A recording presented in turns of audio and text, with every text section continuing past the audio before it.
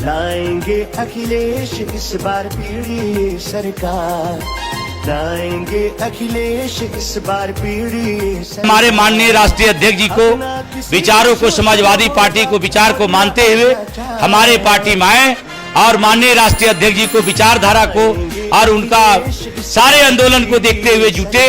और मैं सभी को आह्वान करता हूं कि समाजवादी पार्टी में सदस्यता ग्रहण करके मजबूत करें। जय समाजवाद, जय अखिलेश। आइए समाजवाद से जुड़िए, समाजवादी बनिए। अहिंसा हमारा धर्म है। आतताइयों से मारना खाना, गुंडागर्दी वालों को सबक सिखाना, ये भी हमारा धर्म है। हम कभी भी अपने पड़ोसियों की कोई अपमान, कोई हानि नहीं करते। अगर कोई उतरा है बुराई पर तो वहां पर अब दूसरा इलाज क्या है? राजा का कर्तव्य है प्रजा की रक्षा करना, राजा अपना कर्तव्य करेगा। इसका भाष्य स्वामी जी ने एक किया है और किसी का कुछ और हो सकता है, लेकिन ये चर्चा होने से ही उसमें से नवनीत निकलेगा, उस मंथन में से ही निष्कर्ष निकलेंगे। उसकी आवश्यकता है, क्योंकि हमारा अपना जीवन इसके अनुसार नहीं चल रहा है। दुनिया को हमको बहुत सिखाना है और सिखाने लायक हमारे पास बहुत है, लेकिन जो बहुत है वो आज हमारे आचरण में नहीं है। तो भेदभाव कहां से आया? अभी भी चलता है। क्यों चलता है?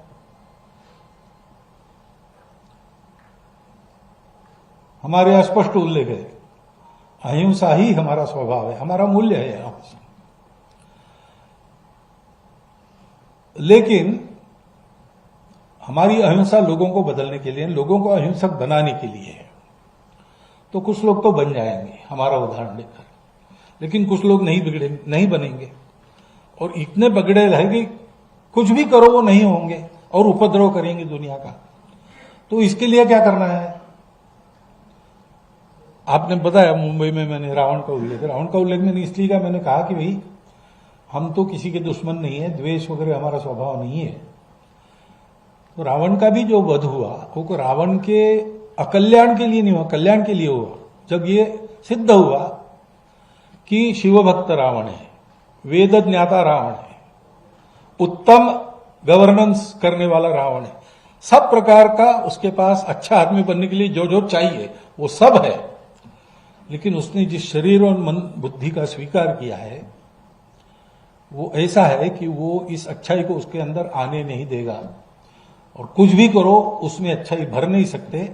अब उसको अच्छा बनना है तो एक ही उपाय है, उस शरीर मन बुद्धि को समाप्त करके वो दूसरे शरीर और मन बुद्धि को लेकर आ जाए। तो भगवान ने उसका संहार किया। अब उस संहार को हिंसा नहीं कहते, वो अहिंसा ही है। तो अहिंसा हमारा धर्म है। आतताइयों से मारना खाना, गुंडागर्दी वालों को सबक सिखाना, ये भी हमारा धर्म है।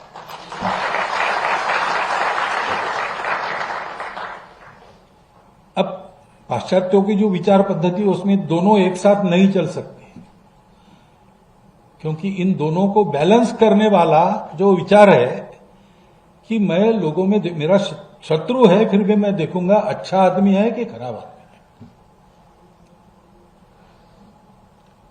वो बैलेंस नहीं है। शत्रु है या नहीं शत्रु है, वो अच्छा होगा तो भी उसको पूरा मिटा दो। हमारे यहां वो अच्छा है कि नहीं इसको देखते हैं, और कुछ लोगों को थोड़ा दंड देके, कुछ लोगों को ज्यादा दंड देके, कुछ लोगों को दंड दिए बिना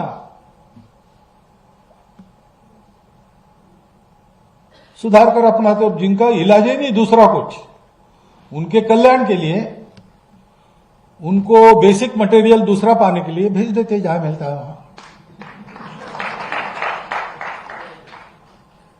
इसमें एक बैलेंस है। अभी हम कभी भी अपने पड़ोसियों की कोई अपमान, कोई हानि नहीं करते, लेकिन ऐसा हम रहते हैं तो भी अगर कोई उतरा है बुराई पर तो वहां पर अब दूसरा इलाज क्या है? राजा का कर्तव्य है प्रजा की रक्षा करना, राजा अपना कर्तव्य करेगा। दोनों धर्म है।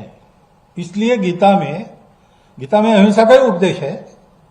अहिंसा का उपदेश इसलिए किया कि अर्जुन लड़े और मारे, क्योंकि उस समय ऐसे लोग थे सामने कि अब उनके विकास का दूसरा इलाज नहीं था, तो सब बदल के उनको आना पड़ेगा फिर से। ये एक संतुलन रखने वाली भूमिका अपने यहां है, वो संतुलन हम भी भूल गए। ये संतुलन देने वाला धर्म है, धर्म की दृष्टि है हमारे यहां। जैसा बताया 4 पुरुषार्थ है। आदिवासी समाज के संघर्ष की कहानी। बंजो ओ नारे बंजा, ओ नारे आना रे, ओ नारे बंजा। हमारी भी तमन्ना है कि तू डॉक्टर बन के हम सब गांव वालन की सेवा करे। क्या तुम्हें झारखंड के सभी सिनेमाघरों में 22 फरवरी से चाहे कुछ भी हो जाए, ये गांव हमारा, ये गली हमारी, ये कस्बा हमारा, ये काम हमारा।